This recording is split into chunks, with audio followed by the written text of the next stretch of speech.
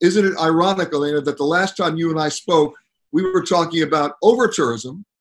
We were talking about how you change the seasons around in Greece to try to offset that, and environment and sustainability. You're now opening in Greece.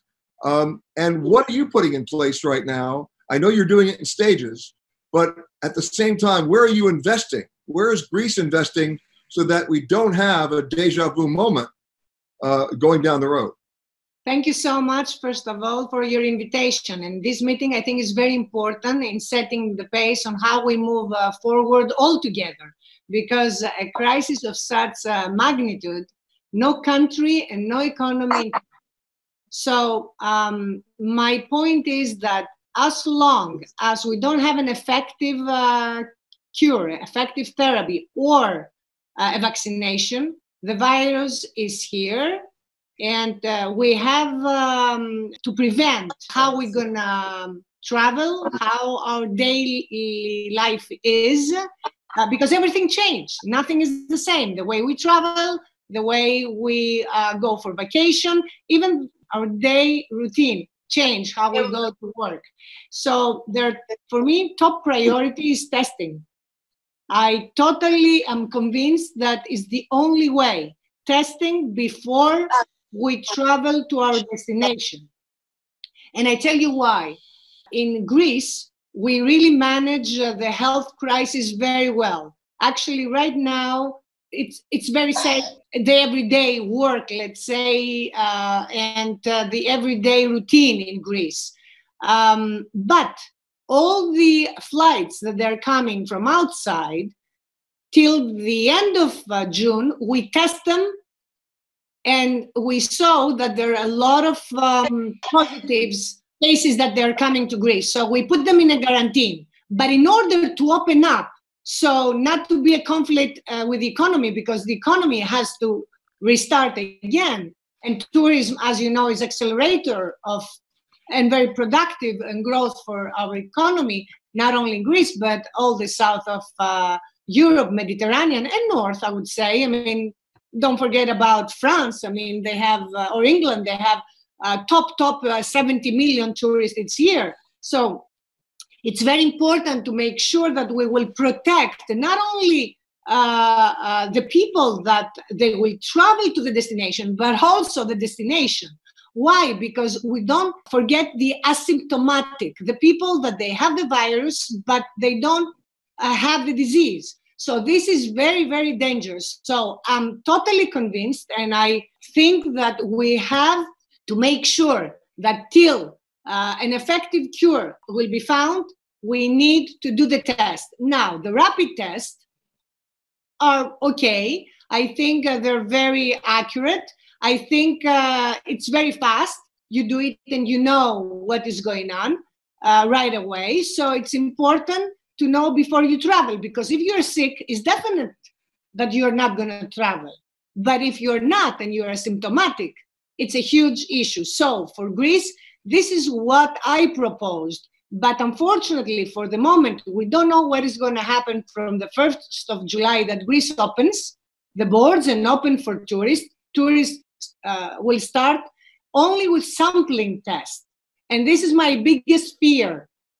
Because the disease, the virus, the epidemic can be spread in a lot of different destinations. And the same is for every country. My dear friend from Jamaica, that he's also very strong in tourism, has the same fear.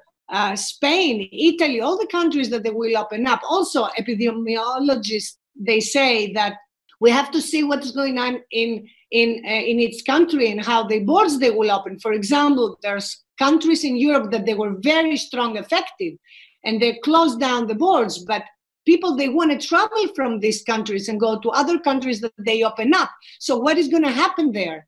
So for me, must be testing. The second thing is the business to stay alive, to avoid bankruptcies and to avoid laid off.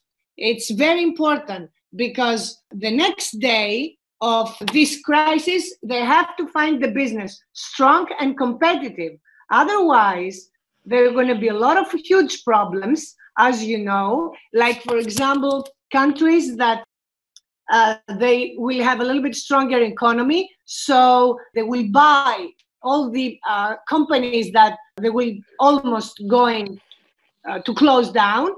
And also, don't forget about the unfair competition, which means that countries that they will survive, let's say, in their economies, they will be down, they will need the tourism, so there will be a lot of, I will use the word blackmail to put down the prices, as we see a lot of times when there is a recession. And that's a very big risk and dangerous. And the last thing is to be able to save jobs. Because as you said, travel and tourism sector is an accelerator of economy and provides the biggest number of jobs. So it's very dangerous, all these people, to lose their job, because then they are not going to have money to spend. This is viral, goes like a chain. So it's very, very dangerous. In order to close my statement, I have to say testing, very important, testing, to give the possibility to the business to stay alive, even with subsidies, not more debts, not more loans, and to make sure that we will save the jobs.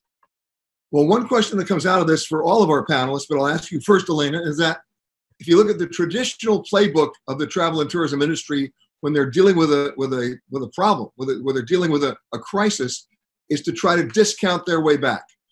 You mentioned that just now about how many people are going to just try to sell the product for below cost just to get people to come. Is that really going to work when we're dealing in an environment of such fear on a global level?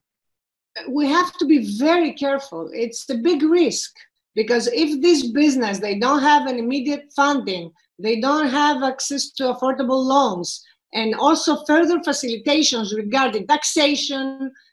They have so many financial obligations. So we're going to have a huge problem. And imagine that if this business, they go bankruptcy, they will lay off the workers. So it's a huge vicious cycle.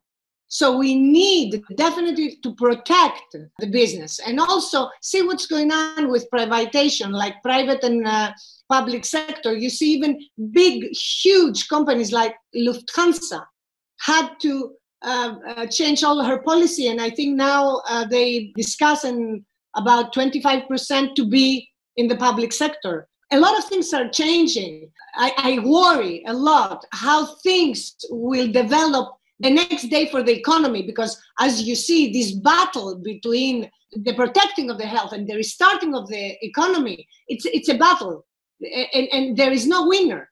So we have to decide to save both. And in order to save both, I think testing is important, funding for the business is important to save them, and the jobs. Well, one of the things you just brought up, that battle between saving health and saving the economy, couldn't be any more as a good example than the cruise industry.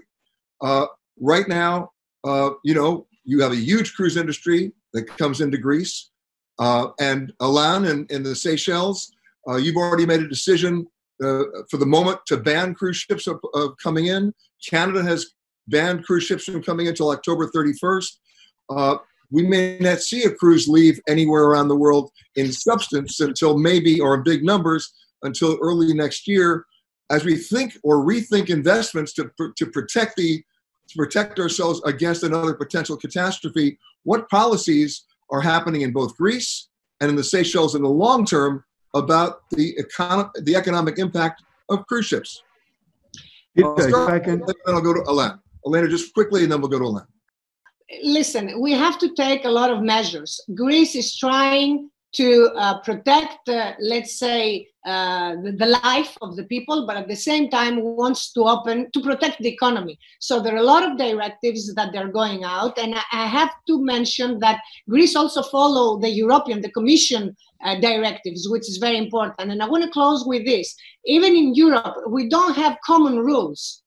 All the instructions are different, and they're very general for different countries. So, as you said, a lot of countries, they decide different measures. Greece is trying to combine as much as they can the protection of the life and also not to go our economy in a recession. But I have to say that my proposal of a crisis mechanism, of European crisis mechanism, was adopted from the Commission, because it's very important, because it's not over tourism as we spoke. You remember last year the bankruptcy of big tour operator Thomas Cook. Then there are things like extreme weather problems that we face, and at the same time security problems, you know, the refugee crisis, the terrorist crisis. There are so many things that they need to be approached in one way. So it's very important for me, a European crisis management mechanism, and I'm so happy that this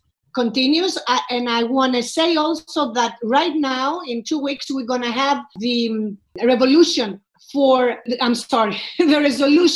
Oh, nice. For tourism, which is actually a revolution. It's true, because it's the first time that the Commission takes very serious travel and tourism. And also in September, the Commissioner Breton announced the first tourism summit. So out of the crisis, one good thing arise is that they take much more serious now the travel and tourism industry, which is not only the accelerator of economy. I think it's the sector that also gives to other sectors a lot of growth. So it's very important, and sometimes, you know, out of the crisis comes something good.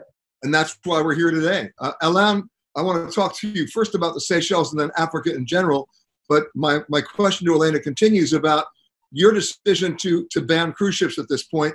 You're not alone in that, but they are a huge part of the economy. How do you prepare going forward to reintroduce them, if you're going to do that at all? Well, as you know, I'm not a member of the government right now. We are in the opposition, actually. Elena, hold on a second. I'm going to Alain. Okay, I'm sorry. I understand. I'll get back to Alain.